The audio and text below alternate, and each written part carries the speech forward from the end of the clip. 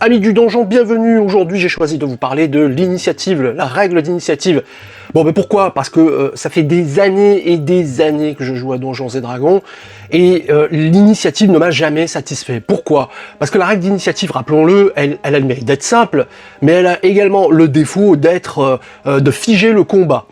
Page 189 du manuel des joueurs 5e édition en VF, on vous rappelle donc qu'un test d'initiative, c'est un test de dextérité que les joueurs font pour leur personnage et que le maître de jeu fait pour ses monstres par groupe de monstres. Ensuite, le maître de jeu classe ces tests d'initiative dans l'ordre décroissant et ça nous donne l'ordre d'initiative dans lequel les protagonistes vont jouer et faire leur tour de combat. Donc oui, c'est simple, c'est pratique, mais qu'est-ce que c'est prévisible? Et qu'est-ce que ça fige le jeu?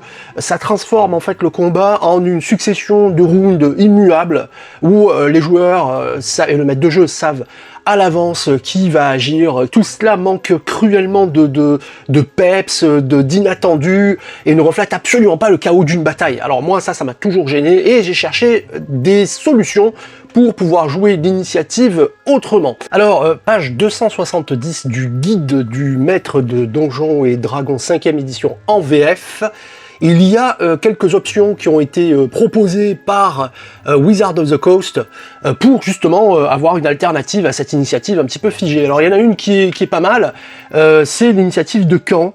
L'initiative de camp, c'est très simple en fait, les joueurs font un jet d'initiative mais pour tout le groupe. Et le maître de jeu fait un jet d'initiative pour ces monstres. Donc on lance un dé 20 sans aucun modificateur. Donc c'est extrêmement aléatoire. Il n'y a pas de modificateur qui rentre en ligne de compte. Ça a donc tendance à gommer l'avantage de certains personnages. Vous prenez un personnage par exemple qui a le don vigilant qui lui donne plus 5 à son initiative. Eh bien il perd l'avantage de ce don avec ce système. Il faut bien en avoir conscience. Mais c'est au profit d'une gestion de l'initiative beaucoup plus rapide puisque là on ne fait qu'un seul jet pour chaque groupe. Et à l'intérieur de chaque groupe, donc, eh bien, les joueurs s'arrangent entre eux pour savoir qui agit en premier. Et une fois que tout le monde a agi, eh bien, c'est au tour du groupe qui a eu le score d'initiative le plus élevé. Et pareil, donc si c'est par exemple un groupe d'orques, eh bien, le maître de jeu fait agir tous ses orques avant de passer au groupe suivant. Donc l'intérêt, c'est qu'effectivement, c'est rapide, on rentre moins dans des calculs d'apothicaire, ça peut être fun, mais ça n'enlève pas ce côté un petit peu séquentiel, puisque on fait un jet et qu'on garde, voilà, qu'on garde en fait pendant tout le combat. Donc on reste sur ce côté très prévisible que je n'aime pas. Deuxième possibilité, c'est de faire un test d'initiative à tous les rounds. Alors, tous les rounds, ça peut être intéressant de lancer l'init et de refaire un classement. Alors oui, c'est vrai que c'est bien. L'avantage, c'est que ça recrée déjà plus le chaos qu'on a dans une bataille rangée, puisque d'un round à l'autre, on ne sait pas qui va agir en premier.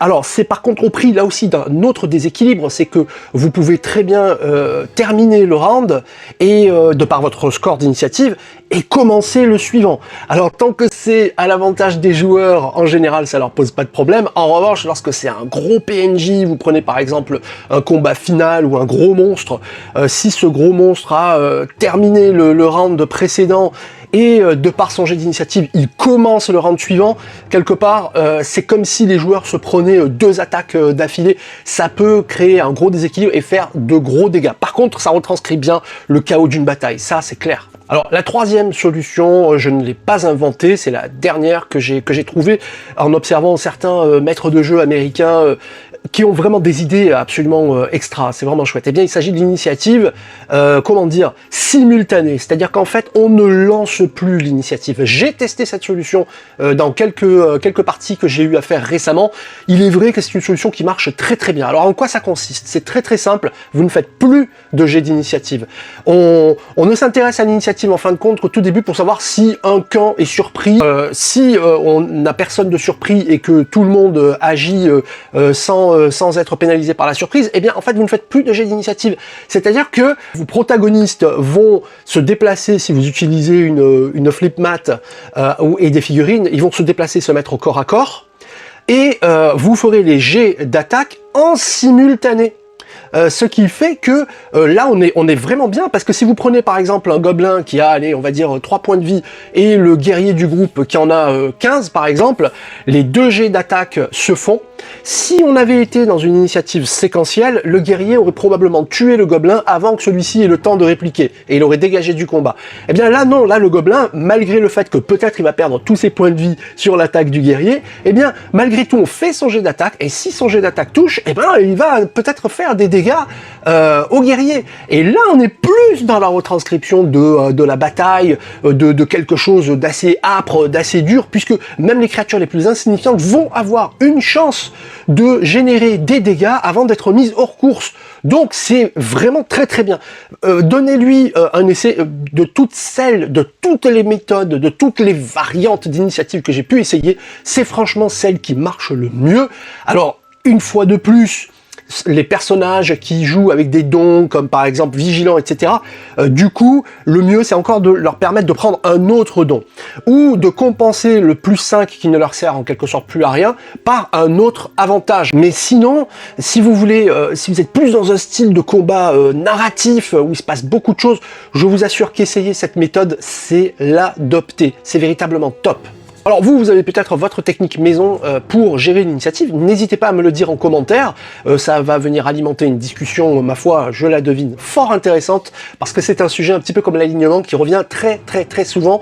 Donc n'hésitez pas à me dire, vous faites peut-être partie de ceux qui adorent le côté séquentiel. Moi j'ai des joueurs, je connais des joueurs qui adorent ce côté très figé et qui leur permet en fait de réfléchir à leurs actions d'un round à l'autre.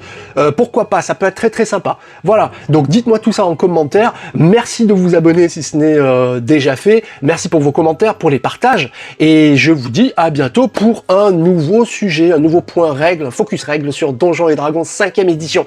À bientôt les donjonneux!